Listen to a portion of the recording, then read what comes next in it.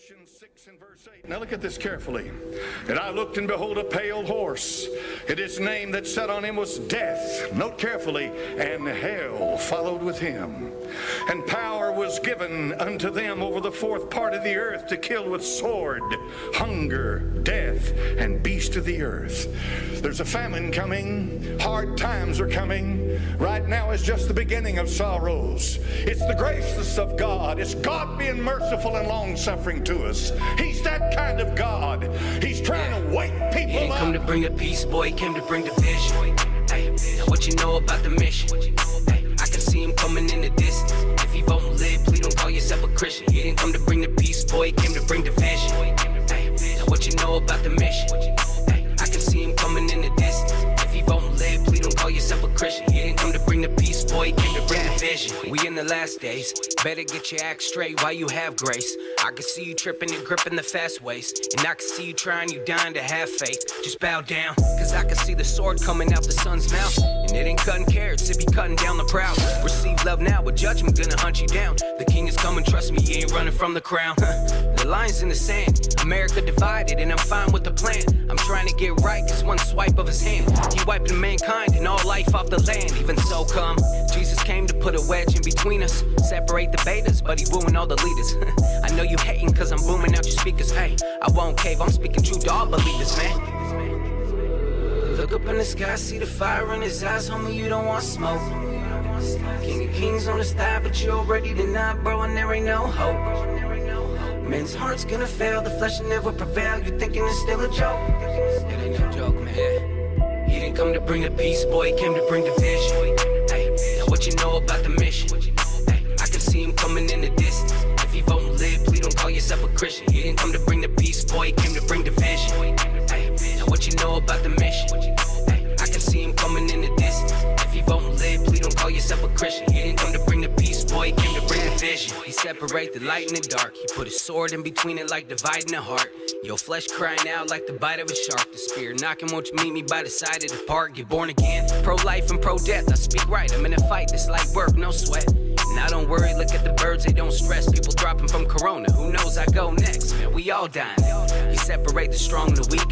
He came to bring a message, are you falling asleep? I'm asking, if you a rat, he'll cast you into the deep. Well, the worm dies not, there's plenty passing to eat. Yeah, and make you wanna fast for a week, or make you wanna laugh, you can't fathom the heat. The king is coming back and he jacking the sheep. His mighty hand will expand and it's smashing the weak. Look up in the sky, see the fire in his eyes, homie, you don't want smoke. King of kings on the side, but you already denied, bro, and there ain't no hope. Men's heart's gonna fail, the flesh will never prevail. You thinking it's still a joke? It ain't no joke, man. He didn't come to bring the peace, boy, he came to bring division. Hey, now what you know about the mission? Hey, I can see him coming in the distance. If you won't live, please don't call yourself a Christian. He didn't come to bring the peace, boy, he came to bring division. Hey, now what you know about the mission? Hey, I can see him coming in the distance. If you won't live, please don't call yourself a Christian. He didn't come to bring the peace, boy, he came to bring division. There's fear in the hearts of the people out here. They're scared to death because they think they may die. And my dear friend, if you don't know the Lord Jesus Christ, dying is a horrible thing. You keep putting it off, you say. Sure, you put it off. Put off the thought of it, but as sure as you live, the death angel following you. He's walking in your footsteps. He's walking behind you. David said, there is but a step between me and death. He knew that. The day will come when you'll draw your last breath on this earth. Then where would you go?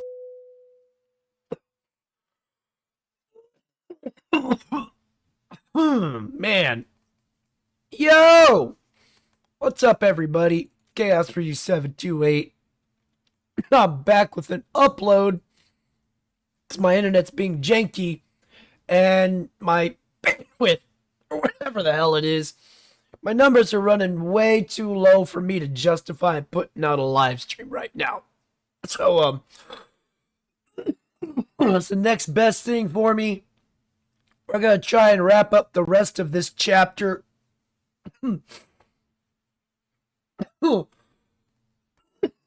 Best part of waking up, nug up in my bowl, man. But, yeah. We're going to get right into it and get this reading going. If you're new to the channel, this is something I do every Sunday. I try to do it every Sunday. Sometimes adulting happens. Reading Morals and Dogma of the Ancient Accepted Scottish Rite of Freemasonry. We're on chapter 2, which seems to like run on forever. Meant to do more last week, but adulting, man, can't really control that. So anyway, sit back and enjoy. We're gonna get into this. Again, thank you to everybody that's still subscribed. Your continued support has been greatly appreciated, and thank you to those that just recently subscribed. Do hope you stick around for the long run. We're gonna get right into this now. We left off here where I've got it marked, and we're gonna go from there. In all Congress, we have the inexhaustible flow of babble and factions, clamorous knavery in discussion, till the divine power of speech, that privilege of man and great gift of God, is no better than the speech of parrots or the mimicry of monkeys. The mere talker, however fluent, is barren of deeds in the day of trial. There are men voluble as women, and as well skilled in fencing with the tongue. Prodigies of speech, miseries and deeds. Too much talking, like too much thinking, destroys the power of action. In human nature, the thought is only made perfect by deed. Silence is the mother of both. The trumpeter is not the bravest of the brave. Steel and not brass wins the day. The great doer of great deeds is mostly slow and slovenly of speech. There are some men born and bred to betray. Patriotism is their trade, and their capital is speech. But no noble spirit can plead like Paul and be false to itself as Judas.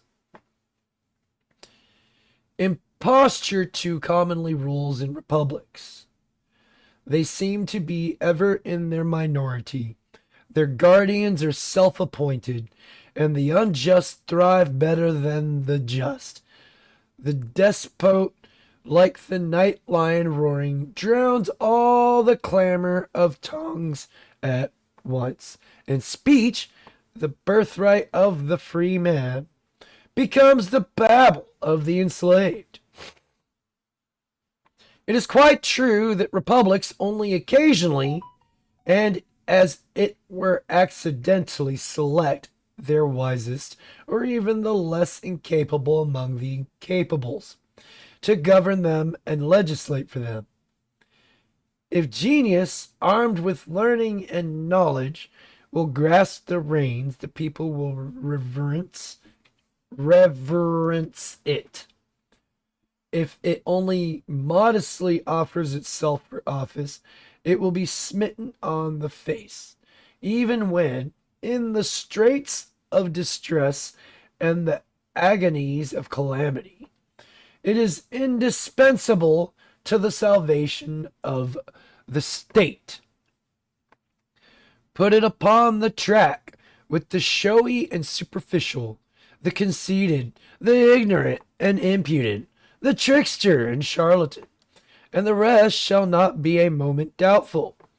The verdicts of legislatures and the people are like verdicts of juries, sometimes right by accident. Offices, it is true, are showered like the rains of heaven upon the just and the unjust. The Roman augurs that used to laugh in each other's faces at the simplicity of the vulgar were also tickled with their own guile. But no augur is needed to lead the people astray. They readily deceive themselves. Let a republic begin as it may, it will not be out of its minority before imbecility will be promoted to high places, and shallow pretense, getting itself puffed into notice, will invade all the sanctuaries. The most unscrupulous partisanship will prevail, even in respect to judicial trust, and the most unjust appointments constantly be made, although every improper promotion not merely confers one undeserved favor, but may make 100 honest cheeks smart with injustice. The country is stabbed in the front when those are brought into the stalled seats who should slink into the dim gallery. Every stamp of honor, ill clutched, is stolen from the treasury of merit. Yet the entrance into the public service and the promotion in it affect both the right of individuals and those of the nations. Injustice in bestowing or withholding office ought to be so intolerable in democratic communities that the least trace of it should be like the scent of treason. It is not universally true that all citizens of equal character have an equal claim to knock at the door of every public office and demand admittance. When any man presents himself for service, he has a right to aspire to the highest body at once, if he can show his fitness for such a beginning. That he is fitter than the rest who offer themselves for the same post. The entry into it can only justly be made through the door of merit. And whenever anyone aspires to and attains such high posts, especially if by unfair and disreputable and indecent means, and is afterward found to be a signal failure, he should at once be beheaded. He is the worst among the public enemies. When a man sufficiently reveals himself, all others should be proud to give him due precedence. When the power of promotion is abused in the grand passages of life, whether it be by people, legislator, or executive, the unjust decision recoils on the judge at once. That is not only a gross, but a willful shortness of sight that cannot discover deserving. If one will look hard, long, and honestly, he will not fail to discern merit, genius, and qualification. And the eyes and voice of the press and public should condemn and denounce injustice wherever she rears her horrid head. The tools to the workmen. No other principle will save a republic from destruction, either by civil war or the dry rot. They tend to decay. Do all we can to prevent it, like human bodies. If they try the experiment of governing themselves by their smallest, they slide downward to the unavoidable abyss with tenfold velocity, and there never has been a republic that has not followed that fatal course.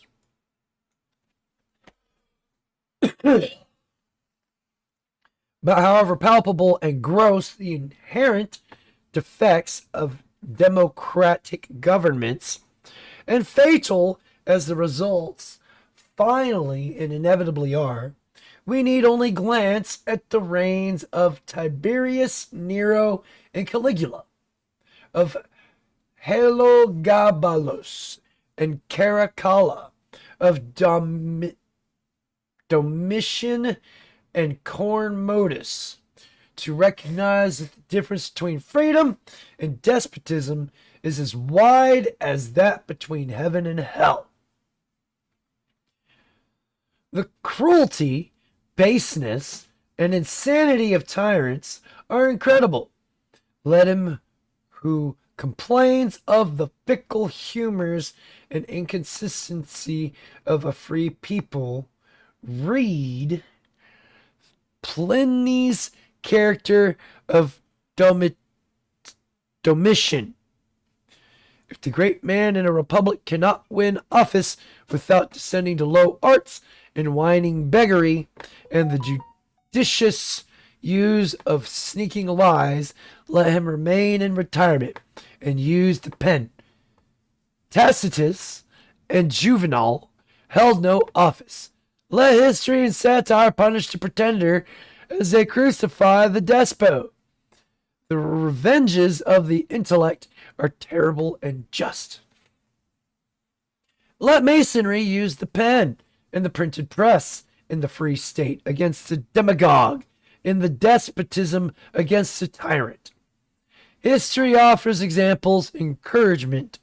All history for 4,000 years being filled with violated rights and the suffering of the people. Each period of history brings with it such protest as is possible to it. Under the Caesar, there was no insurrection, but there was Juvenal. The arousing of indignation replaces the Gracchi. Under the Caesars, there is the exile of Syene. There is also the author of the Annals. As the Neros reign darkly, they should be pictured so. Work with the graver only would be pale. Into the grooves should be poured a concentrated prose that bites. Despots are an aid to thinkers. Speech enchained is speech terrible. The writer doubles and triples his style when silence is imposed by a master upon the people. There springs from the silence a certain mysterious fullness, which filters and freezes into brass. From the thoughts, from the thoughts, maybe. Compression in the history produces consciousness in the historian. The granitic solidity of some celebrated prose is only a condensation produced by the tyrant. Tyranny constrains the writer to shortenings of diameter, which are increases of strength. The Ciceronian period, hardly sufficient upon Verres, would lose its edge upon Caligula.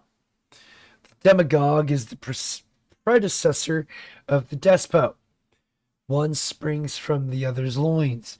He who will basely fawn on those who have office to bestow will betray like Iscariot and prove a miserable and pitiable failure.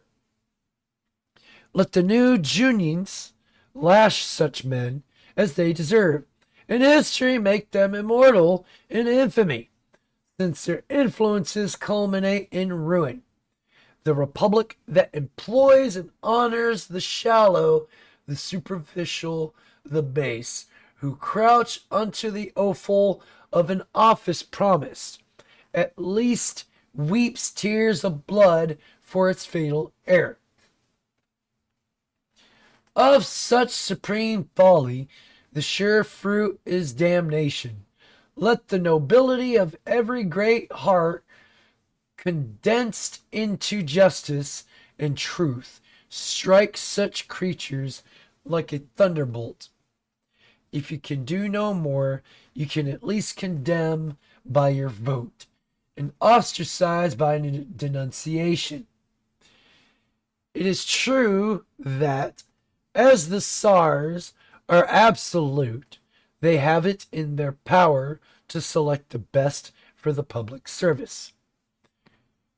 It is true that the beginner of a dynasty generally does so, and that when monarchies are in their prime, pretense and shallowness do not thrive and prosper and get power as they do in republics.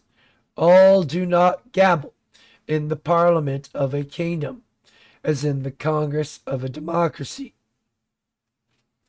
The incapables do not go undetected there all their lives. But dynasties speedily decay and run out. At last they dwindle down into imbecility, and the dull or flippant members of Congress are at least the intellectual peers of the vast majority of kings.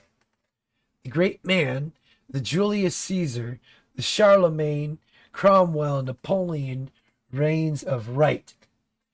He is the wisest and the strongest. The incapables and imbeciles succeed and are usurpers, and fear makes them cruel. After Julius came Caracalla and Galba. After Charlemagne, the lunatic Charles VI. So the Saracenic dynasty dwindled out. The Carpets, the Stuarts, the Bourbons, the last of these producing Bomba, the ape of Domitian. Man is by nature cruel, like the tigers, the barbarian, and the tool of the tyrant. And the civilized fanatic enjoy the suffering of others as the children enjoy the contortions of maimed flies. Absolute power, once in fear for a safety of its tenure, cannot be cruel. As to ability, dynasties invariably cease to possess any after a few lives. They become mere shams, governed by ministers, favorites, or courtesans, like those old Etruscan kings, slumbering for long ages in their golden royal robes, dissolving forever at the first breath of day. Let him who complains of the shortcomings of democracy ask himself if he would prefer a Dubarry or a Pompadour governing in the name of a Louis XV, a Caligula making his horse a consul, a Domitian, the most savage monster, who sometimes drank the blood of relatives, sometimes employing himself with slaughtering the most distinguished citizens, before whose gates fear and terror kept watch. A tyrant of frightful aspect, pride on his forehead, fire in his eyes, constantly seeking darkness and secrecy, and only emerging from his solitude to make solitude. After all, in a free government, the laws and the Constitution are above the incapables. The courts correct their legislation, and posterity is the grand inquest that passes judgment on them. What is the exclusion of worth and intellect and knowledge from civil office compared with trials before Jeffreys? Tortures in the dark caverns of the Inquisition, Alva butcheries in the Netherlands, the eve of St. Bartholomew, and the Sicilian Vespers.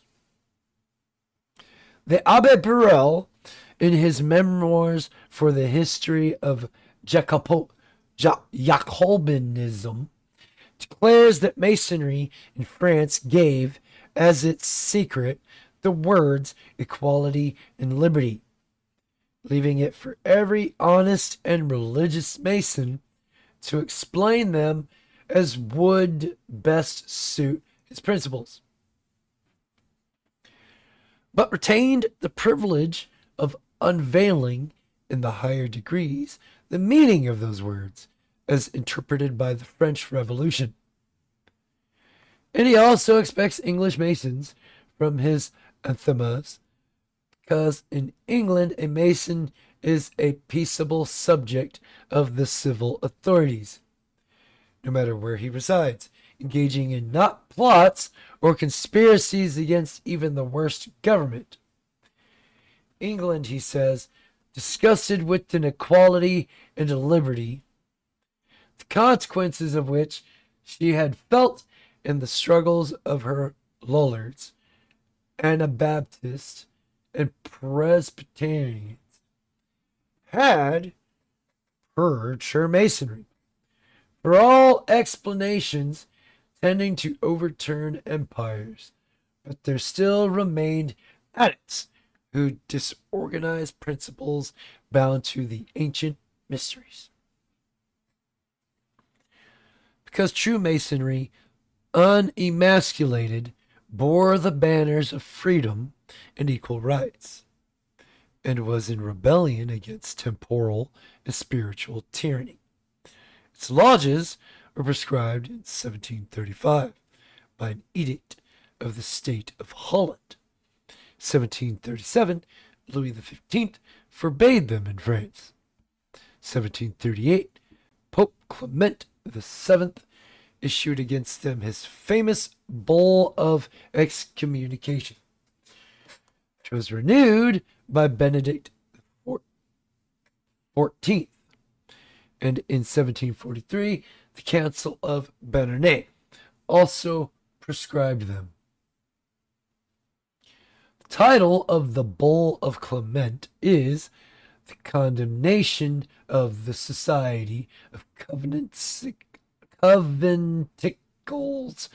de Libre Maratorie, or the Freemasons, under the penalty of ipso facto excommunication.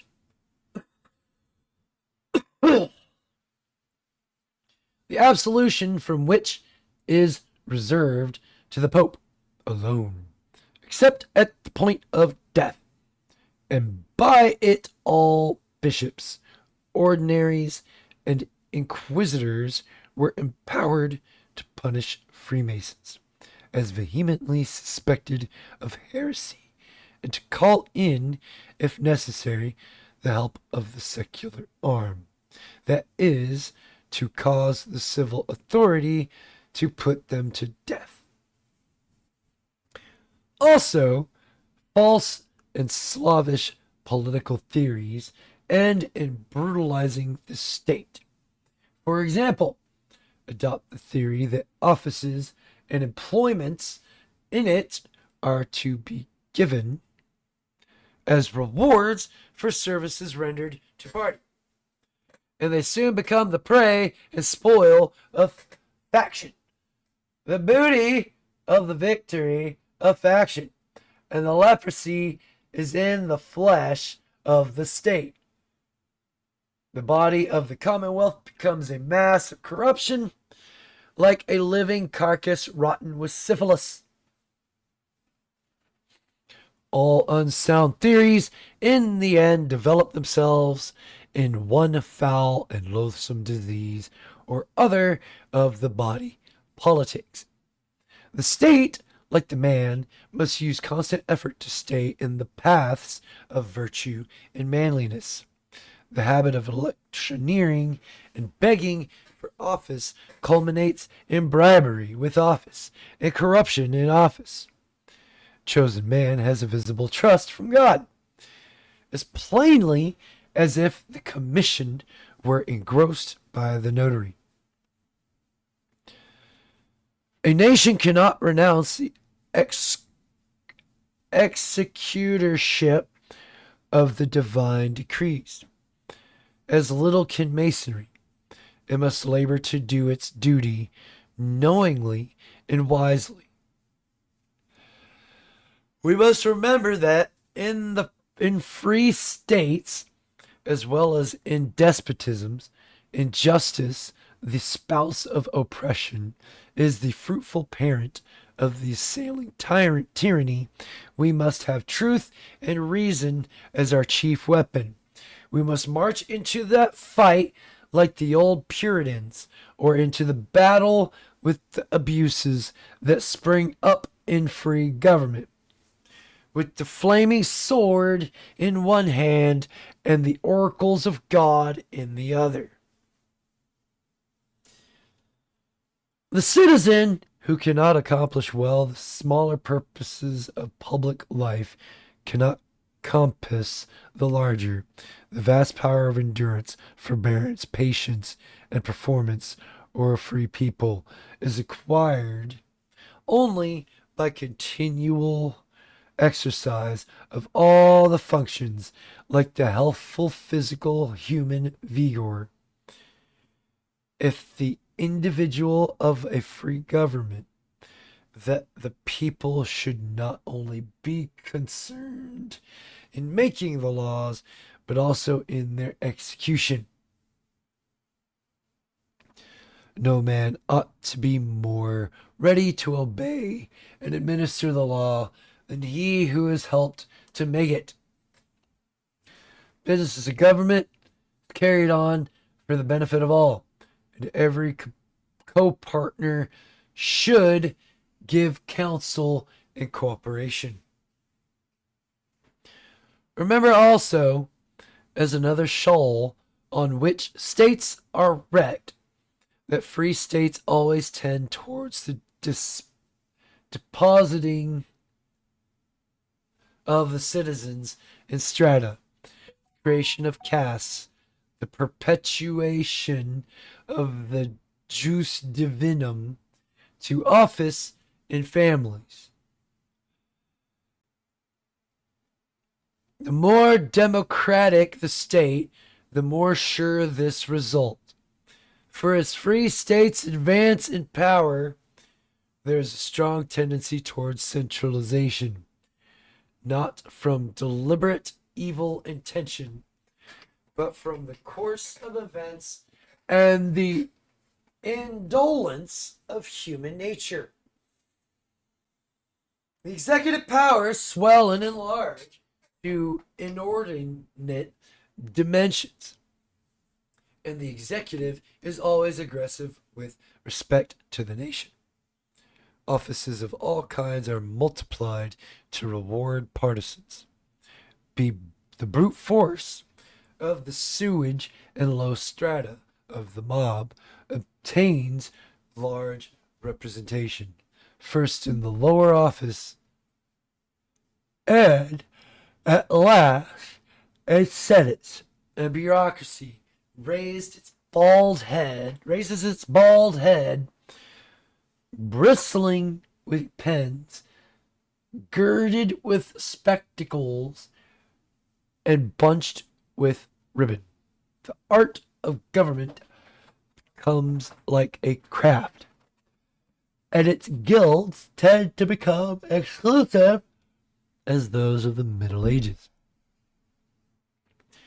Political science may be much improved as a subject of speculation, but it should never be divorced from the actual national necessity. The science of governing men must always be practical rather than philosophical. There is not the same amount of positive or universal truth here as in the abstract sciences. What is true in one country may be very false in another. What is untrue today may become true in another generation. And the truth of today be reversed by the judgment of tomorrow. To distinguish the casual from the enduring, separate the unsuitable from the suitable, and to make progress even possible are the proper ends of policy. But without actual knowledge and experience, a communion of labor, the dreams of the political doctors may be no better than those of the doctors of divinity. The reign of such a caste, with its mysteries, its myrmidons, and its corrupting influence, may be as fatal as that of the despots. 30 tyrants are 30 times worse than one. Moreover, there's a strong temptation for the governing people to become as much slothful and sluggards as the weakest of absolute kings. Only give them the power to get rid.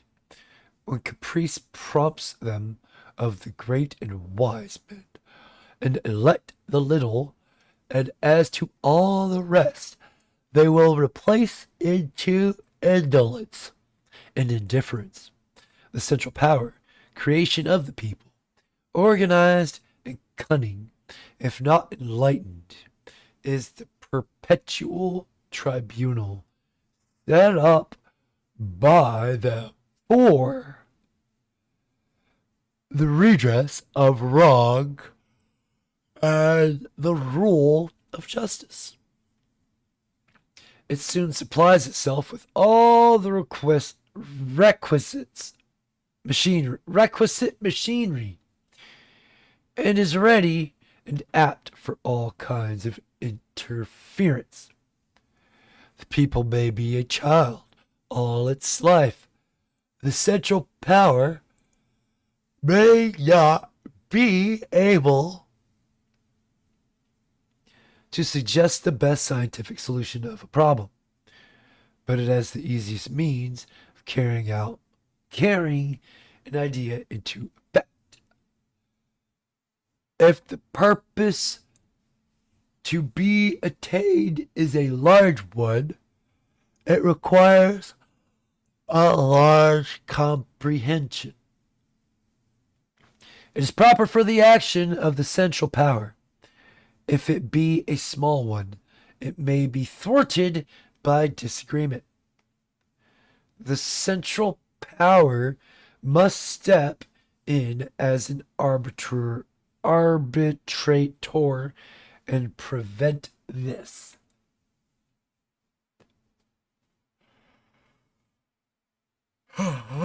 Excuse me. The people may be too averse to change, too slothful in their own business, unjust to a minority of a majority. The central power must take the reins when the people drop them. France became centralized in its government more by the apathy and ignorance of its people than by the tyranny of its kings. When the inmost parish life is given up to the direct guardianship of the state, and the repair of the belfry of a country church requires a written order from the central power. A people is in its dotage. Men are thus nurtured in imbecility from the dawn of social life. When the central government feeds part of the people, it prepares all to be slaves. When it directs parish and country affairs, they are slaves already. The next step is to regulate labor and its wages. Nonetheless, whatever follies the free people may commit, even to the putting of the power of legislation in the hands of the little component and less honest, despair not of the final result. The terrible teacher, experience, writing his lesson on hearts desolated with calamity and wrung by agony, will make them wiser in time. Pretense and grimace and sordid beggary for votes will someday cease to avail. Have faith. Struggle on.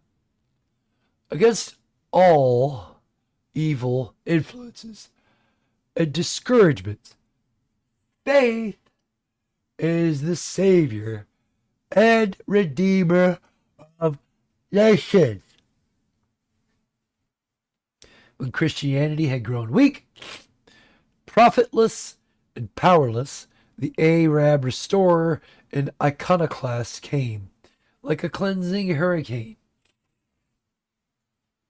When the Battle of Damascus was about to be fought, the Christian bishop, the early dawn in his robes, at the head of his clergy, cross, once so triumphant, raised in the air, came down to the gates of the city and laid open before the army of testament of Christ. The Christian general Thomas laid his hand on the book and said, "O God, if our faith be true, aid us and deliver us not into the hands of its enemies." But Khalid, the sword of God, who had marched from victory to victory, exclaimed to his wearied soldiers, "Let no man sleep. There will be rest enough in the bowels of paradise. Sweet will be the repose, never more to be followed by labor." The faith of the Arab had become stronger than that of the Christian, and he conquered. The sword is also, in the Bible, an emblem of speech or of the utterance of thought.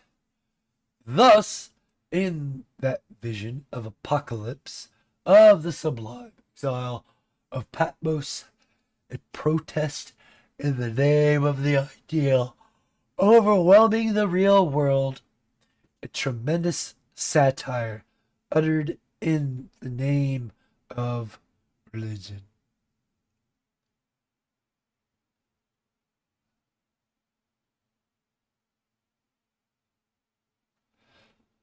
Oh, fuck. Sorry.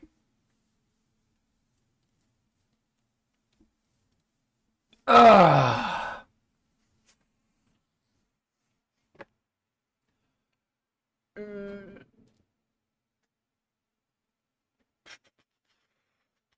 Overwhelming the real world, tremendous satire uttered in the name of religion, liberty, and with its fiery reverberations, smiting the throne of the Caesars, a sharp two-edged sword comes out of the mouth of the semblance of the Son of Man, circled by the 7 golden candlesticks, and holding in his right hand 7 stars. The Lord, says Isaiah, hath made my mouth like a sharp sword. I have slain them, says Hosea, by the words of my mouth. The word of God, says the writer of the apostolic letter to the Hebrews, is quick and powerful, and sharper than any two-edged sword, piercing even to the dividing asunder of soul and spirit. The sword of the Spirit, which is the word of God, says Paul, writing to the Christians at Ephesus, I will fight against them with the sword of my mouth. It is said in the Apocalypse to the angel of the church at Pergamos. The spoken discourse may roll on strongly as the great tidal wave, but, like the wave, it dies at last feebly on the sands. It is heard by few, remembered by still fewer, and fades away like an echo in the mountains, leaving no token of power. It is nothing to the living and coming general generations of men. It was the written human speech that gave power and permanence to human thought. It is this that makes the whole human history but one individual life. To write on the rock is to write on a solid parchment, but it requires a pilgrimage to see it. There's but one copy, and time wears even that. To write on skins or papyrus was to give, as it were, but one tardy edition. And the rich only could produce it. The Chinese stereotyped not only the unchanging,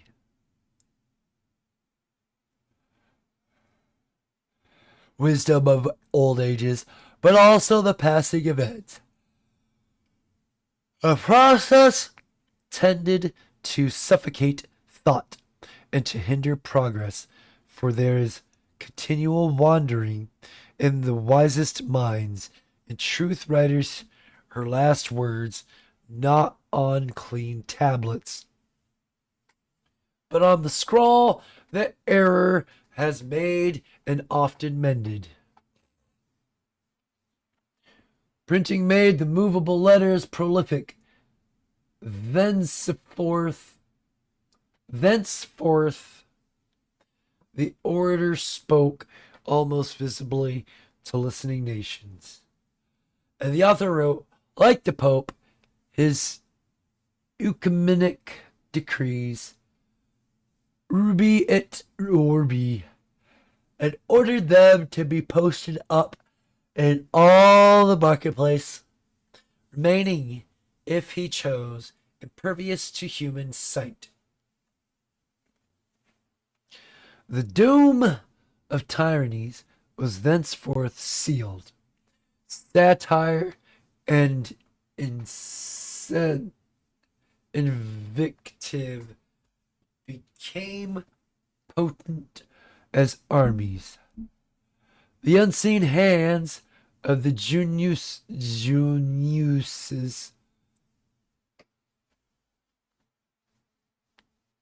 could launch the thunderbolts and make the ministers tremble. One whisper from the giant fills the earth as easily as Demosthenes filled the agora. It will soon be heard at the antipodes as easily as in the next street. Travels with the lightning under the ocean, makes the mass one man, speaking to it in the same common language, and elicits a sure a single response. Speech passes into thought, and thence promptly into act. A notion becomes truly one, which with one large heart and a single throbbing pulse, men are invisibly present to each other, as if already spiritual beings. And the thinker who sits in an alpine solitude, unknown to or forgotten by all the world, among the silent herds and hills, may flash his words to all the cities and over all the seas. Select the thinkers to be legislators, and avoid the gabblers. Wisdom is rarely loquacious. Weight and depth of thought are unfavorable to volubility. The shallow and superficial are generally voluble and often pass for eloquent. More words, less thought is the general rule. The man who endeavors to say something worth remembering in every sentence becomes fastidious and condenses like Tacitus. The vulgar love a more diffuse stream. The ornamentation that does not cover strength is the gewgaws of Babel. Neither is dialectic subtlety valuable to public men. The Christian faith has it had it formerly more than now, a subtlety that might have entangled Plato, and which has rivaled in a fruitless fashion the mystic lore of Jewish rabbis and Indian sages. It is not this which converts the heathen. It is a vain task to balance the great thoughts of the earth, like hollow straws on the fingertips of disputation. It is not this kind of warfare which makes the cross triumphant in the hearts of the unbelievers, but the actual power that lives in the faith. So there's a political scholasticism that is merely useless. The dexterities of subtle logic rarely stir the hearts of the people or convince them. The true apostle of liberty, fraternity, and equality makes it a matter of life and death. His combats are like those of Bousset, combats to the death. The true apostolic fire is like the lightning. It flashes conviction into the soul. The true word is verily a two-edged sword. Matters of government and political science can be fairly dealt with only by sound reason, and the logic of common sense, not the common sense of the ignorant, but of the wise. The acutest thinkers rarely succeed in becoming leaders of men. A watchword or a catchword is more potent with the people than logic, especially if this be the least metaphysical. When a political prophet arises to stir the dreaming, stagnant nation and hold back its feet from the irretrievable descent to heaven, the land as with an earthquake, and shake the silly shallow idols from their seats, his words will come straight from God's own mouth and be thundered into the conscience. He will reason, teach, warn, and rule. The real sword of the Spirit is keener than the brightest blade of Damascus. Such men rule a land in the strength of justice, with wisdom and with power. Still, the men of dialectic subtlety often rule well, because in practice they forget their finely spun theories and use the trenchant logic of common sense. But when the great heart and large intellect are left to the rust in private life, and small attorneys, brawlers in politics, and those who in the cities would be only the clerks of notaries or practitioners in the disreputable courts, are made national legislators. The country is in her dotage, even if the beard has not yet grown upon her chin. In a free country, human speech must needs be free, and the state must listen to the maunderings of folly, and the screechings of its geese, and the brayings of its asses, as well as to the golden oracles of its wise and great men. Even the despotic old kings allowed their wise fools to say what they liked. The true alchemist will extract the lessons of wisdom from the babbling of folly. You will hear what a man has to say on any given subject, even if the speaker, and only in proving himself prince of fools.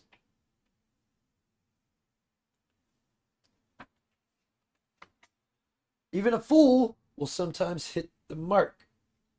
There is some truth in all men who are not compelled to suppress their souls and speak other men's thoughts. The finger even of the idiot may point to the great highway. A people, as well as the sages, must learn to forget. If it neither learns the new nor forgets the old, it is faded, even if it has been royal for 30 generations. To unlearn is to learn, and also it is sometimes needful to learn again the forgotten. The antics of fools make the current follies more palpable, as fashions are shown to be absurd by characters which so lead to their extirpation. The buffoon and the zany are useful in their places. The ingenious artificer and craftsman, like Solomon, searches the earth for his materials and transforms the misshapen matter into glorious workmanship. The world is conquered by the head even more than by the hands, nor will any assembly talk forever. After a time, when it has listened long enough, it quietly puts the silly, the shallow, and the superficial to one side. It thinks and sets to work. The human thought, especially in popular assemblies, runs in the most singularly crooked channels, harder to trace and follow than the blind currents of the ocean. No notion is so absurd that it may not find a place there. The master workman must train these notions and vagaries with his two-handed hammer. They twist out of the way of the sword thrusts and are invulnerable all over, even in the heel, against logic. The martel or mace, the battle axe, the great double-edged two-handed sword must deal with follies.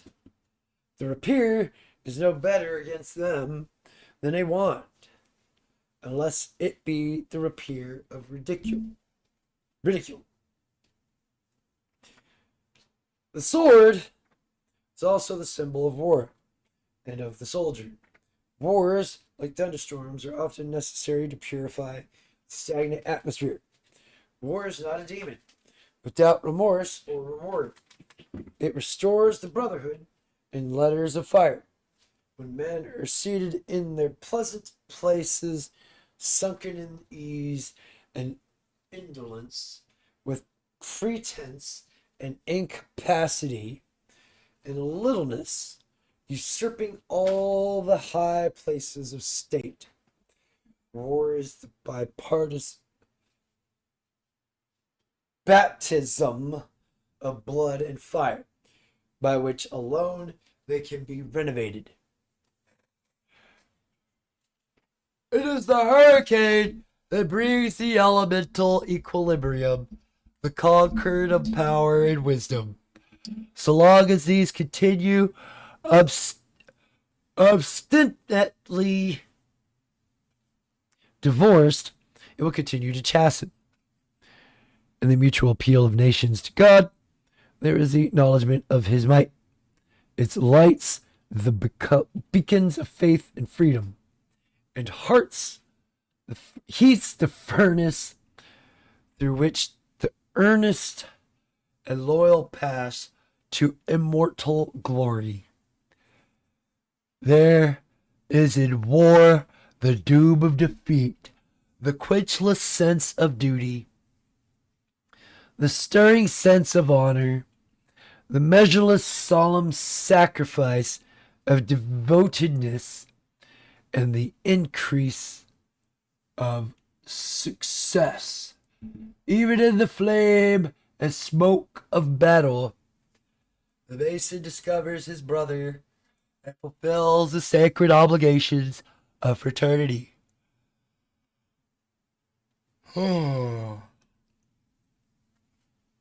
Two, or the Dwad, is the symbol of antagonism, of good and evil, light and darkness. It is Cain and Abel, Eve and Lilith, Jahim, Boaz, Ormuz, and Ahriman, Osiris, and Typhon. 3, or the Triad, is most significantly expressed by the equilateral and the right-angled triangles. There are 3 principal colors of rays in the rainbow, which by intermixture make 7. The 3 are the blue.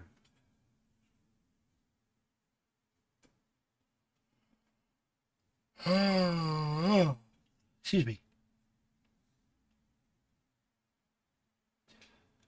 3 are the blue. Mixture makes 7. The 3 are the blue, the yellow, and the red. Trinity of the deity. In one mode or other, has been an article in all creeds. He creates, preserves, and destroys. He is the generative power, the productive capacity, as a result. The immaterial man, according to the Kabbalah, is composed of vitality, of life, the breath of life, of soul or mindset, and spirit. Salt, sulfur, and mercury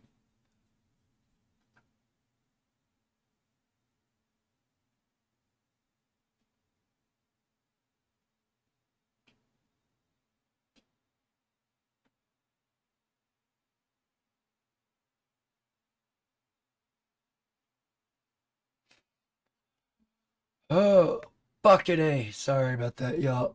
Alright.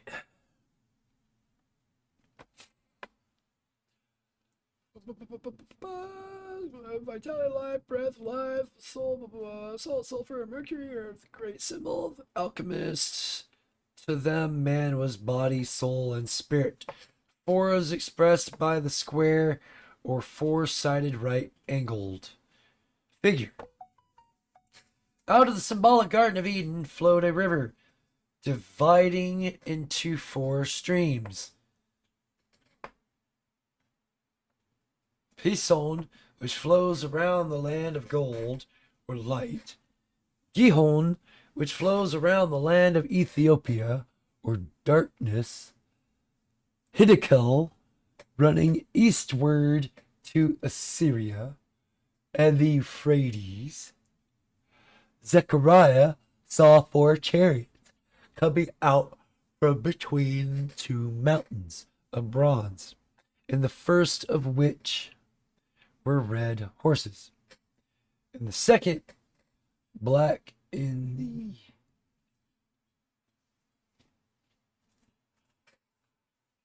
the third white, and in the fourth grizzled. And these were the 4 winds of the heavens that go forth from standing before the Lord of all the earth. Ezekiel saw the 4 living creatures, each with 4 faces and 4 wings, the faces of a man and a lion, an ox, and an eagle, and the 4 wheels going upon their 4 sides. Its saints.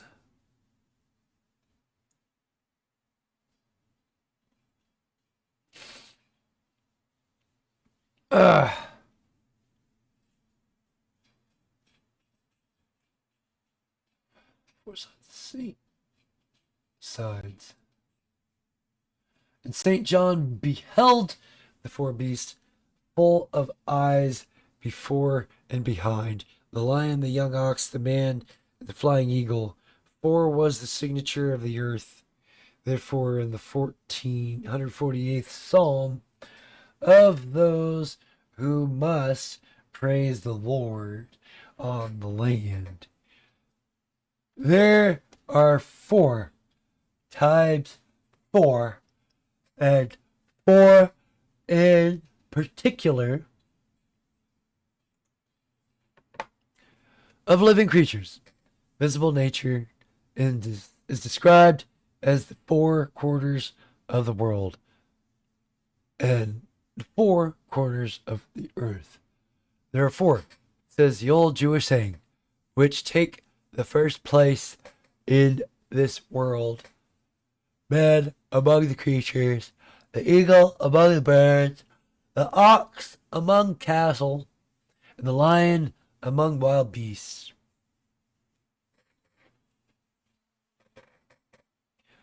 Daniel saw 4 great beasts come up from the sea.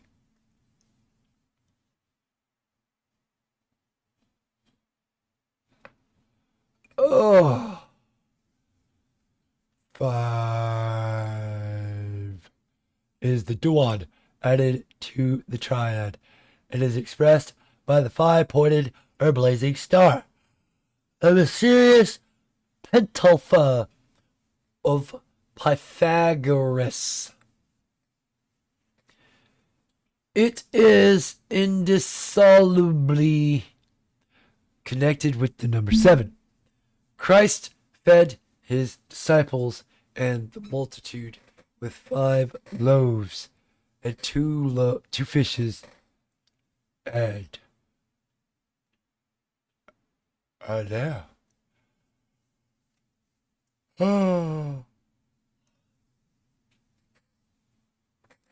Few little fishes, and there remained 7 baskets full. The 5 apparently small planets, Mercury, Venus, Mars, Jupiter, Saturn, with the 2 greater ones, the sun and moon, constituted the 7 celestial spheres. 7 was the peculiar sacred number. There were 7 planets and spheres presided over by 7 archangels.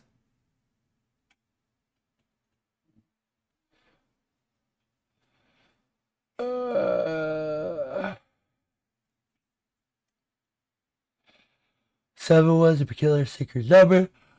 There were 7 planets and spheres presided over by 7 archangels. There were 7 colors in the rainbow, and in the Phoenician deity was called the Heptakis, or god of 7 rays. 7 days of the week, and 7 and 5.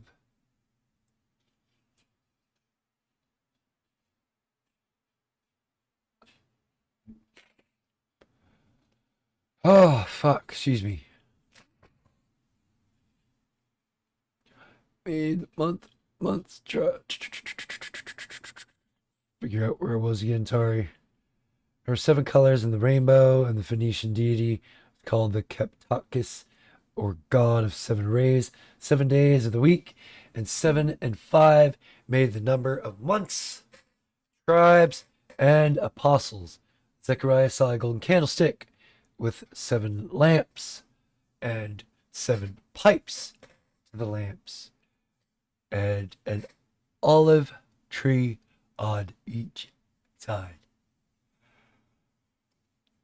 Sissy says, the 7 eyes of the Lord shall rejoice, and shall see the plummet in the hand of Zerubbabel, Babel. Ugh.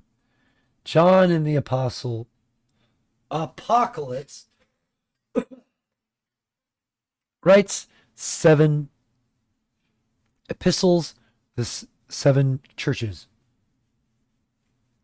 In the 7 epistles, there are 12 promises. What is said of the churches in praise of blame is completed in the number 3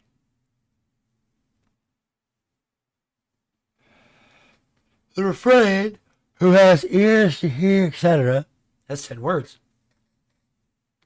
Divided by 3 and 7.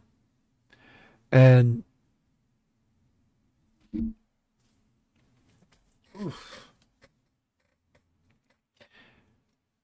12 promises. What is said of the church in praise or blame is completed in the number 3.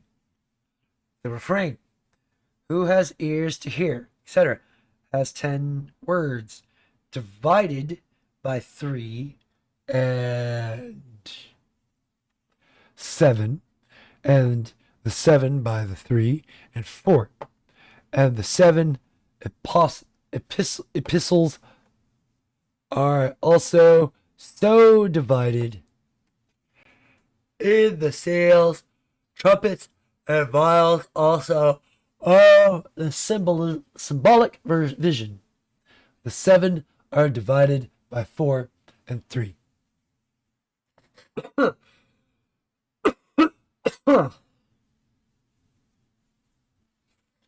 He who sends his message to Ephesus holds the 7 stars in his right hand and walks amid the 7 golden lamps.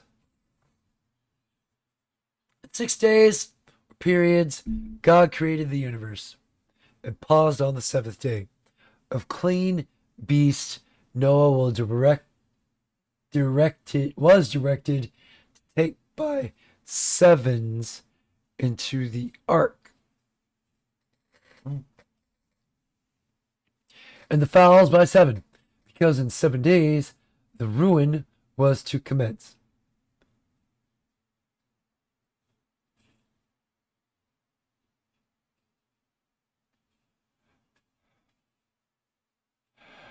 Ah, crap, I lost my. Last 6 days period God created the universe. But Noah was directed to the ark, and the fowls by 7, because in 7 days the rain commenced. On the 17th day of the month, the rain began. On the 17th day of the 7th month, the ark rested on Ararat. When the dove returned, Noah waited 7 days before he sent her forth again and again 7. After she returned,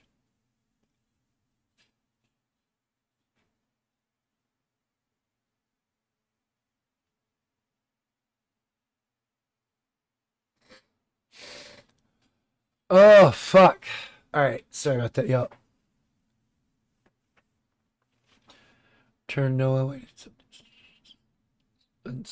Okay. And again 7 after she returned with the olive leaf. Enoch was the 7th patriarch. Adam included, and Lamech lived 777 years. There were 7 lamps in the great candlestick of the tabernacle and temple, representing the 7 planets. 7 times Moses sprinkled the anointing oil upon the altar. The days of consecration of Aaron and his sons were 7 in number. A woman was unclean 7 days after.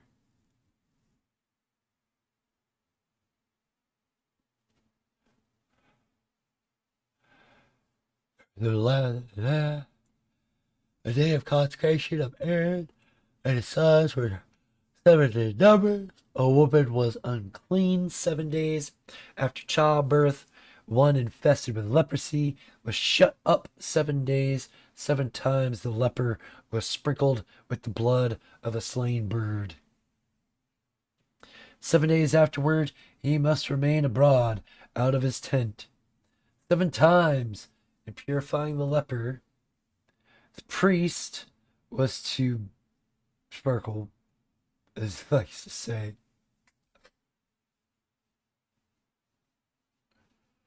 The blood of the slain bird. 7 days after, he must remain abroad, blah, blah, blah, blah. 7 times in purifying the leper, the priest was to sprinkle consecrated oil, blood, sacrifice, bird, the house to be purified. 7 times the blood of the slain bullock was sprinkled on the mercy seat, and 7 times on the altar.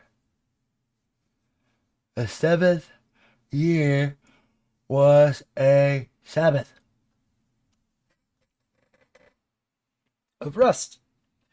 And at the end of 7 times 7 years came the great year of Jubilee. 7 days the people ate unleavened bread in the month of Abib. 7 weeks were counted from the time of first putting the sickle to the wheat. The Feast of the Tabernacles lasted 7 days. Israel was in the hand of Midian 7 years before Gideon delivered them. The bullock sacrificed by him was 7 years old.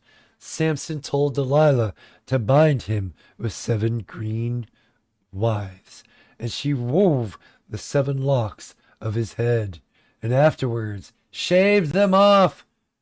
Balaam told Barak to build for him 7 altars. Jacob served 7 years for Leah and 7 for Rachel. Job had 7 sons and 3 daughters, making the perfect number 10. He had also 7,000 sheep and 3,000 camels. His friends sat down with him 7 days and 7 nights. His friends were ordered to sacrifice 7 bullocks and 7 rams. And again, at the end, he had 7 sons and 3 daughters and twice 7,000 sheep, and lived 140, or twice 7 times 10. Pharaoh saw in his dream 7 fat and 7 lean kine, 7 good ears and 7 blasted ears of wheat. And there was 7 years of plenty.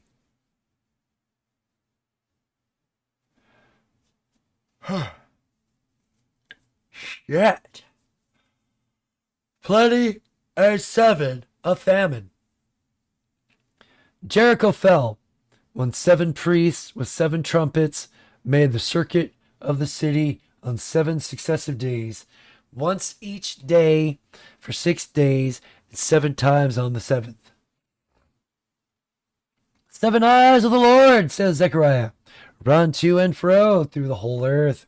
Solomon was 7 years in building the temple. 7 angels in the apocalypse pour out 7 plagues from 7 vials of wrath. The scarlet-colored beast, on which the woman sits in the wilderness, has 7 heads and 10 horns. So also has the beast that rises up out of the sea. 7 thunders uttered their voices. 7 angels sounded 7 trumpets. 7 lamps of fire. The 7 spirits of God burned before the throne. And the Lamb that was slain had 7 horns and 7 eyes. 8 is the first cube, that of 2. 9 is the square of there, and 3 is old.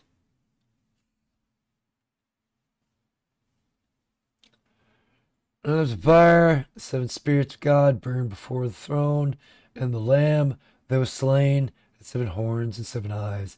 8 is the first cube, that of 2. 9 is the square of 3, and represented by the triple triangle. 10 includes all of the numbers.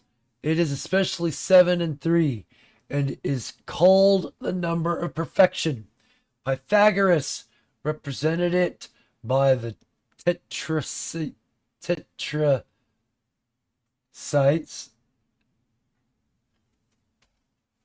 which had many mystic meanings. This symbol is sometimes composed of dots or points, sometimes of commas or yods. And in the Kabbalah of the letter of the name of deity, it is thus arranged. The patriarchs from Adam to Noah, inclusive, are 10 in number, and the same number is that of the commandments. 12 is the number of the line of equal length that form a cube. It is the number of the months, the tribes, and apostles.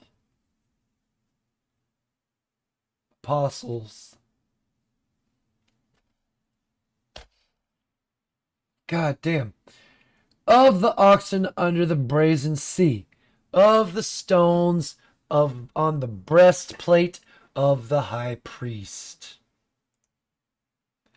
And that concludes chapter 2 of Morals and Dogma of the Ancient and Accepted Scottish Rite of Freemasonry. We will try and continue. We'll do chapter 8 or 3. Getting dyslexic. Tomorrow, next Sunday. Hopefully my stuff will be up and active by then. I'm kind of confused as to... Oh, this looks like it's going to be a long read too. Oh boy. So we're going to be divvying this chapter up into three or four parts too. Oh. There was a 4 in there somewhere. We missed it. Oh wait, that was 4.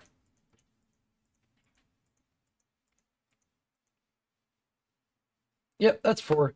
Secret Master. That's a step above your journeyman. Or what we're about to read about. The Master. Which there is no such thing as a master because we are always perfecting and honing our skill. So the idea of a master is foolish in all itself. But again, that wraps up chapter 2. Hope y'all enjoyed. Thank you to those that sat through the whole thing. Hope you enjoyed and learned something.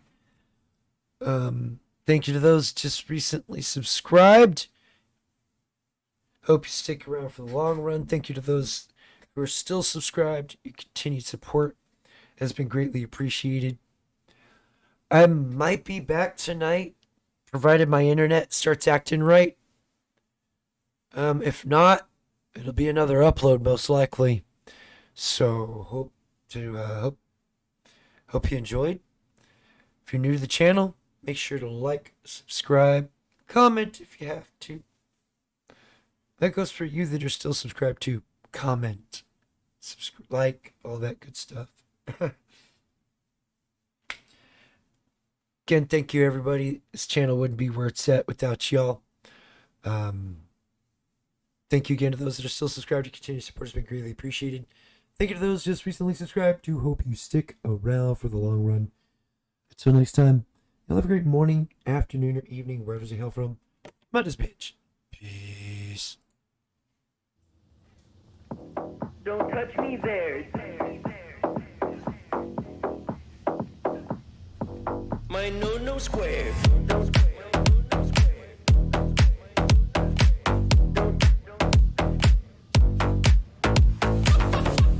Don't touch me there.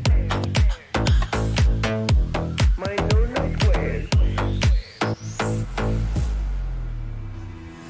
No, don't touch me there. This is my no square. No, don't touch me there. No, my no square. No, don't touch me there. This is my no square. No, don't touch me there. My no square. Square, square, square, square, square, square, square, square, square. Don't touch me there. My no square. Square, square, square, square. Don't touch me there.